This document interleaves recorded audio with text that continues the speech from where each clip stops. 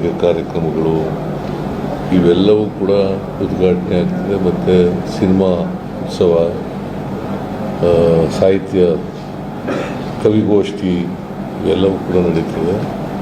ಈಗಾಗಲೇ ನಮ್ಮ district incharge minister ಅನೇಕ ಮೀಟಿಂಗ್ಗಳನ್ನು ಮಾಡಿ ತಗೊಂಡಿದ್ದಾರೆ. ಈ ಸಾರಿ ನಿಮಗೆಲ್ಲ ಗೊತ್ತಿದೆ, ಹಂಪ ನಾಗರಾಜಯ್ಯನವರು ದಸರಾ ಉದ್ಘಾಟನೆ ಮಾಡ್ತಾರೆ. ಸೊ ನಾನು ಕೂಡ ಭಾಗವಹಿಸ್ತಾ ಇದ್ದೀನಿ.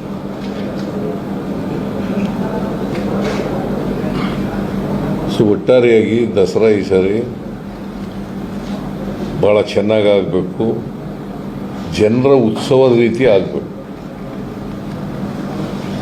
ಜನರ ಉತ್ಸವದ ರೀತಿ ಮಾಡಬೇಕು ಅಂತೇಳಿ ಜಿಲ್ಲಾಧಿಕಾರಿಗಳಿಗೆ,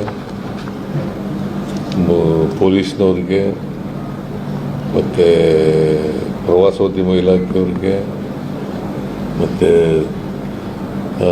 ಕಾರ್ಪೊರೇಷನ್ನವ್ರಿಗೆ, ಮತ್ತು ಮೂಡಾದವ್ರಿಗೆ, ಇವರೆಲ್ಲರಿಗೂ ಕೂಡ ಸ್ಪಷ್ಟವಾದಂಥ ಸೂಚನೆಗಳನ್ನು ಕೊಟ್ಟಿದ್ದಾರೆ.